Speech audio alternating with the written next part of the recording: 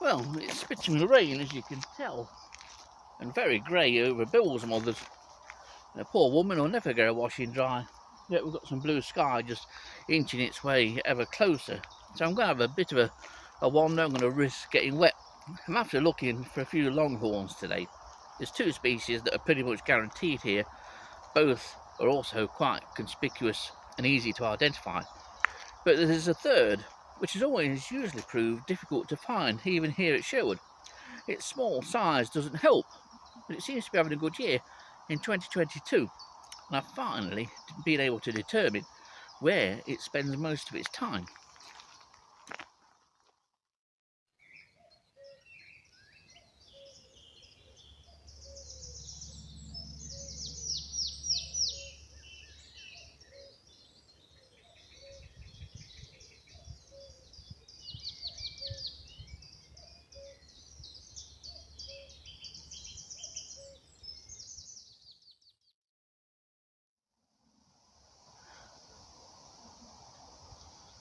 Now here's a beetle. It's a stunning species. It's common, but that shouldn't detract from what a superb species this is. This is the Longhorn Agapanthia villosoviridescens, one of our most distinctive of species.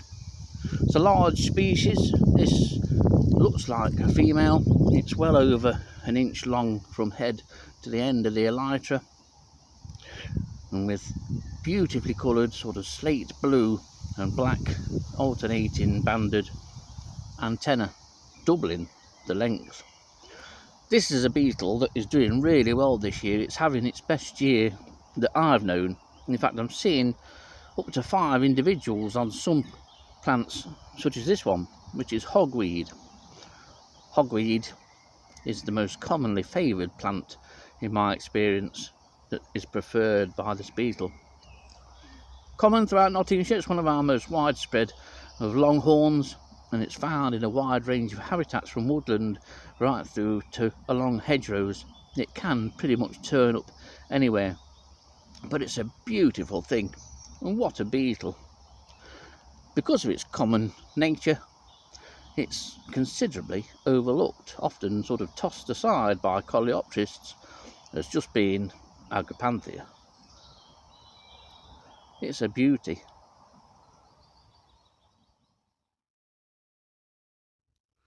Right, continuing this merry little walk around and looking at some of Sherwood's beetles, here's another spectacular species. This is Clipstone Old, commonly known as the wasp beetle.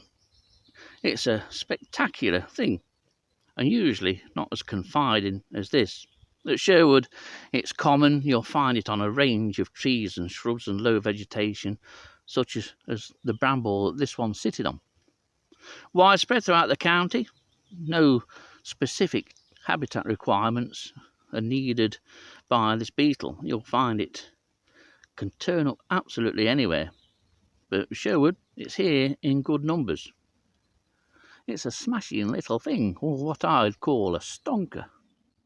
And here's another view of this beautiful beetle. I do like it when they're confiding like this. It's not stuffed, if that's what you're thinking. This has the ability to move. It's about an inch long. Sexes are identical in size and shape, but it's a really, see, I told you it wasn't stuffed, but it's a lovely thing.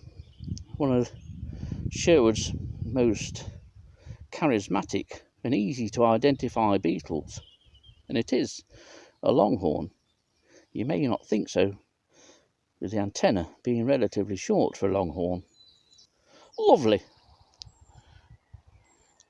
Right, now usually when I've shown you longhorns before, they've all been decent sized things, and this one isn't. This is only about 7 mil long in body length, and you probably can't see a great deal of it. And the reason why is that as soon as you start to muck around with the branches of sallow that this species is on, and then go to turn it upright, it drops off. But this beetle is Tetrops praeustus. I've found it commonly this year, and this has probably been the first year that I've really worked out the best situation to look for it. and that is standing underneath sallows, in particular goat sallows. There it goes.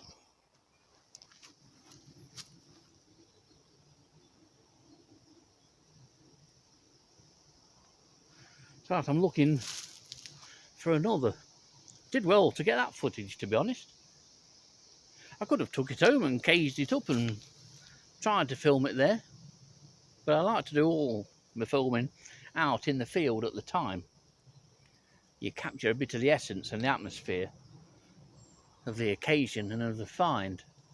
But it really is, well, it's always proved to be a difficult species to see and find here.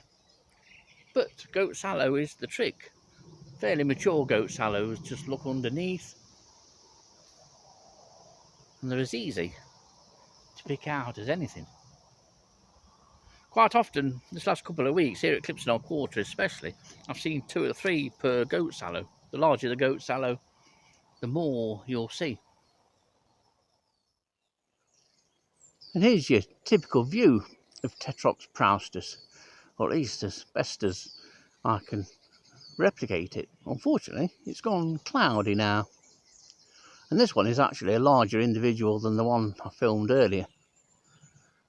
And we'll see how long it stays put for if I start to turn this leaf over to give you a super view of this little longhorn. There we are, look. It's note to look at and shout about. This one's being very playful and confiding. So that's Tetrops praeustus. They say this one's about 7 mil in length from head to the end of the elytra. And we'll put it back in its usual position. You would typically see it. The silhouette is quite distinctive, especially when they're sat in the middle of the leaves. There we go.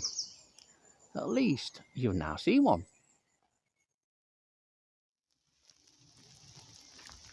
Well, it might look as though it's absolutely chucking it down, but for some silly and unbeknown to me reason, I've decided to film this ending shot under a wet tree. But at least we had some decent weather and it stayed dry while walking around, and this is just a passing edge of a shower. Nice to get 3 species of longhorns, 2 pretty much guaranteed here, with Agapanthia, villosoviridescens and Clipstone Old Quarter, the wasp beetle, usually quite easy to find, especially the former. Tetrops praeustus, that was a nice find. Always has been. There's never been that many records here at Sherwood, and in the county it is pretty much restricted to the Sherwood Forest and Clumber areas.